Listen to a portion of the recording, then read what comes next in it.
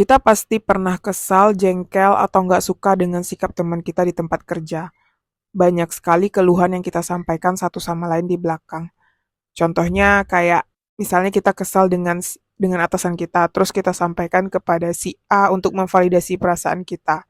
Ya, mungkin bagi teman-teman pernah melakukan hal itu kan. Dan mungkin juga kita kesal dengan rekan mungkin, kita kesal dengan rekan B, lalu kita bercerita kepada rekan C dan ternyata rekan C juga merasakan hal yang sama. Kadang pekerjaan itu tidaklah sulit kan, namun tingkat kesabaran kita itu teruji adalah dengan sikap teman-teman sekantor kita yang berbagai macam jenisnya. Aku belajar banyak hal di tempat kerja. Dulu aku pikir manusia itu sama saja, sama seperti yang aku pikirkan pada diriku sendiri.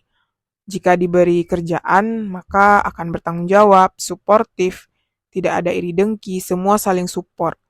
Ternyata real di dunia kerja itu banyak banget macam sifat manusia yang benar-benar membuat saya shock.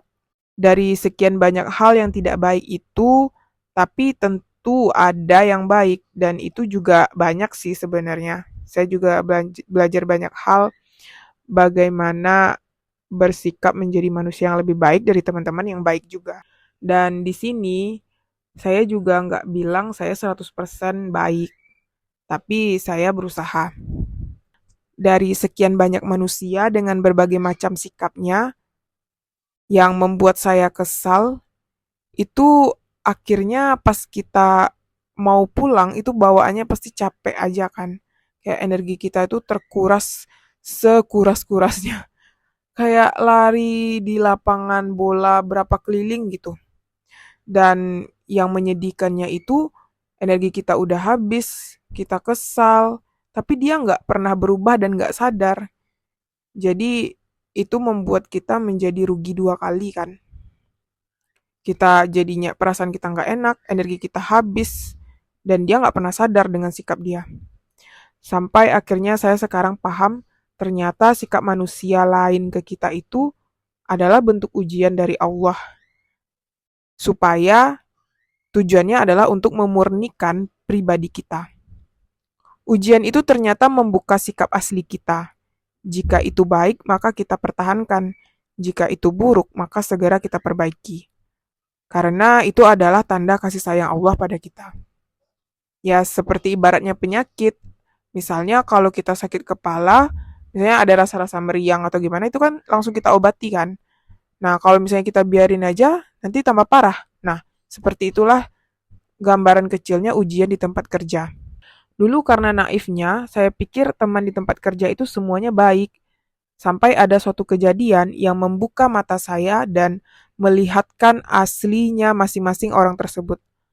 Akhirnya saya bisa bersikap dan saya belajar banyak hal bagaimana bersikap terhadap orang dengan macam-macam karakter.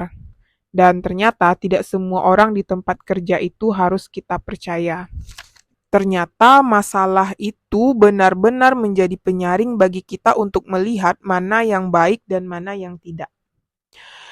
Jika saya tidak bekerja dengan berinteraksi dengan orang lain, mungkin saya tidak pernah tahu apa kelemahan yang harus saya perbaiki. Seperti pepatah mengatakan, ujian akan mengungkapkan retakan, sehingga retakan itu bisa kita perbaiki. Ini juga ditulis di dalam Al-Quran, dalam surat Ali Imran ayat 154. Allah menjelaskan bahwa di mana Allah memberi kita ujian untuk menguji apa yang ada di dalam dada kita dan apa yang ada di dalam hati kita. Jadi, jika kita tidak sabar, berarti kita harus memperbaiki lagi kesabaran kita.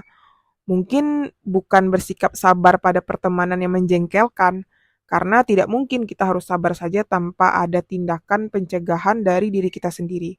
Sabar maksudnya di sini bukan sabar saat diinjak-injak, tapi sabar dan cari solusi agar sikap mereka tidak semena-mena pada kita. Contohnya, yang pertama mungkin kita bisa memperkuat lagi keyakinan kita pada Allah dan minta kemudahan kepada Allah supaya kita bisa bersikap kepada sesama manusia. Yang kedua, beri batasan. Jangan semua hal kita ceritakan pada teman di tempat kerja, apalagi itu soal pribadi, dan apalagi menggunjing, saling memburukan. Dari pengalaman yang saya tahu, kadang-kadang setelah kita membicarakan, misalnya kita jengkel pada si A, kemudian kita bicarakan ke si B, kita nggak bisa 100% percaya pada si B. Bisa saja si B itu nanti menyampaikan ke si A, dan ujung-ujungnya gimana? Terjadi konflik kan? Berceritalah pada orang yang benar-benar kita percaya dan sudah kita saring bagaimana mereka benar-benar memang baik, bukan baik di depan saja, tapi juga baik di belakang. Yang ketiga, menghindar saat kita merasa ada emosi yang tidak bisa kita redam. Nah, ini juga berkaitan dengan kesehatan diri kita juga. Jika misalnya kita kesal dengan seseorang, tapi kita masih berada di tengah-tengah itu, lebih baik supaya emosi kita tidak meluap, lebih baik kita tenangkan diri kita dan pergilah menjauh sementara. Yang keempat, jadilah setenang mungkin. Buruk-buruknya kita bukan untuk kita tunjukkan kepada orang-orang. Ambillah hikmahnya dari apa-apa yang kita rasakan di tempat kerja. Kadang saat kita tantrum, orang-orang malah lebih menjadi-jadi untuk membuat kita kesal. Tapi saat kita tenang dan tidak usah dihiraukan, ini merupakan salah satu cara untuk kita terlepas dari rasa kesal, jengkel, dan bahkan sakit hati pada orang lain di tempat kerja. Sekian dulu cerita hari ini. Semoga bermanfaat. Sampai ketemu di cerita selanjutnya. Bye-bye.